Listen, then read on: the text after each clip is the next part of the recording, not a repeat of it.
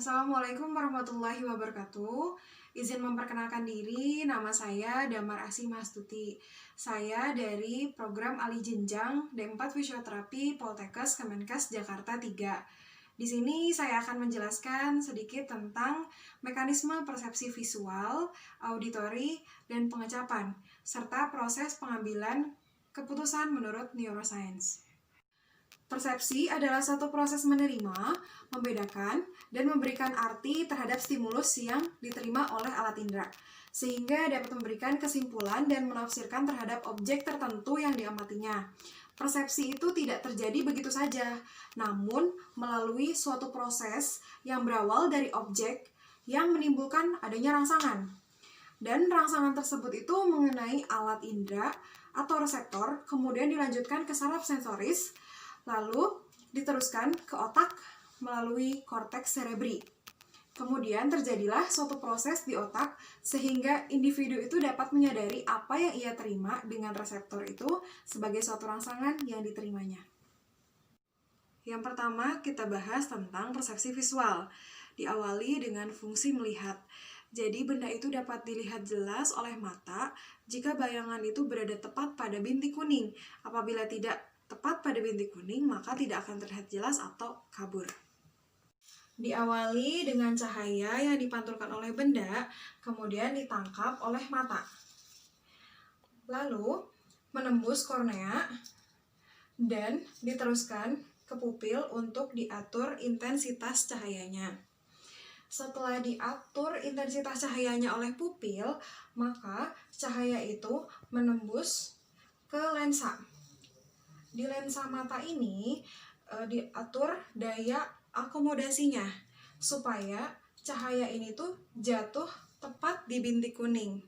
Di bintik kuning ini ada dua sel. Yang pertama ada sel batang dan ada sel kerucut. Nah, untuk sel batang sendiri itu berfungsi untuk membantu mata ketika melihat dalam kondisi cahaya yang redup.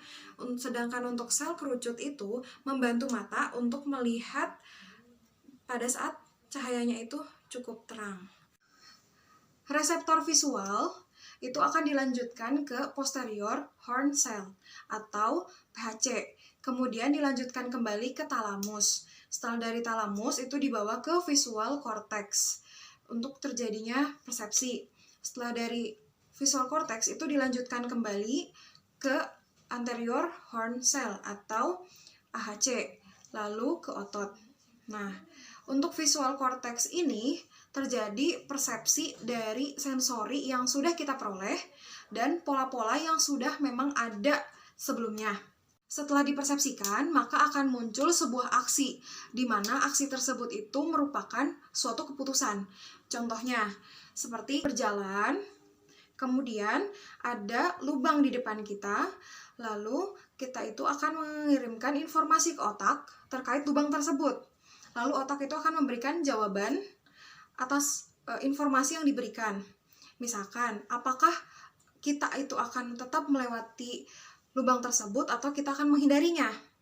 Aksinya yang dihasilkan oleh otak itu misalkan kita menghindari lubang tersebut. Persepsi auditori diawali dengan proses mendengar.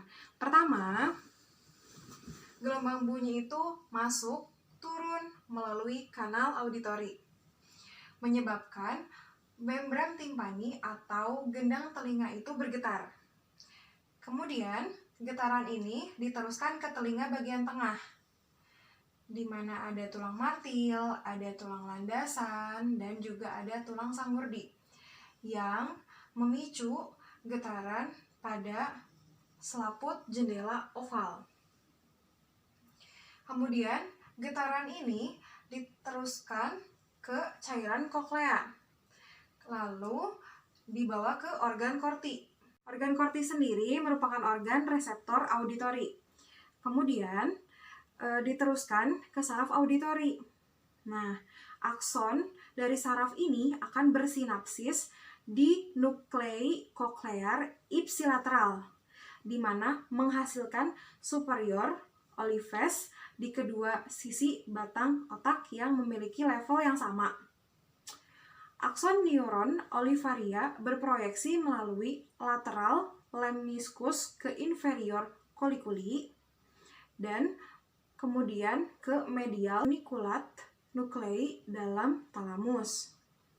Lalu dibawa ke korteks auditori primer. Kemudian setelah dari korteks ini dibawa ke anterior horn cell dan dibawa ke otot. Pada korteks auditori primer ini terjadi persepsi dari sensori yang kita peroleh dan pola-pola yang sudah kita miliki sebelumnya. Setelah dipersepsikan, maka akan muncul sebuah aksi, di mana aksi tersebut merupakan suatu keputusan. Contohnya, misalkan ketika kita mendengar suaranya sangat bising.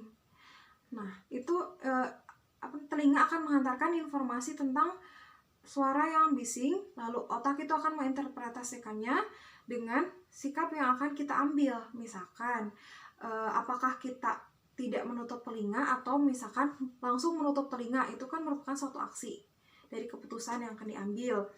Misalkan kita ambil yang menutup telinga. Persepsi pengecapan memiliki fungsi sebagai reseptor, yakni kemoreseptor, yang terkumpul dalam taste bud dan dapat mengenali sel kecap, yaitu ada rasa manis, ada rasa asam, ada rasa asin, dan ada juga pahit, ditambah lagi satu umami. Nah, reseptor ini tuh tidak memiliki akson sendiri, namun neuronnya itu membawa impuls dari sebuah taste bud, lalu menerima input dari banyak reseptor, karena si taste bud ini punya 50 reseptor, ke gustatory. Nah, neuron gustatory ini meninggalkan mulut menjadi 3 saraf. Yang pertama ada saraf kranial, saraf ke-7, yang kedua ada saraf glossopharyngeal, saraf ke-9, yang ketiga ada saraf vagus, saraf ke-10. Serabut ini berakhir di solitary nucleus dari medula di sini. Lalu bersinapsis ke nukleus posterior ventral dari talamus. Di sini bersinapsis. Kemudian korteks gustatory ini ke arah primer dan sekunder. Pada korteks gustatory ini terjadi proses persepsi dari sensoris yang kita peroleh dan yang sudah kita miliki sebelumnya. Setelah dipersepsikan, maka akan muncul sebuah aksi, di mana aksi tersebut merupakan suatu keputusan. Misalnya, ketika kita makan makanan yang rasanya pahit, otomatis otak itu akan menginstruksikan untuk beberapa keputusan. Apakah akan lanjut untuk memakannya, atau misalkan mengeluarkan makanan tersebut. Ambil contoh, misalkan kita mengeluarkan makanan tersebut, berarti aksi tersebut adalah suatu hasil keputusan di mana ketika dihadapkan pada kondisi tersebut. Mungkin sekian yang bisa saya sampaikan pada pemaparan singkat ini. Barangkali ada kekurangan, saya mohon maaf sebelumnya. Billahi taufiq wal hidayah. Wassalamualaikum warahmatullahi wabarakatuh.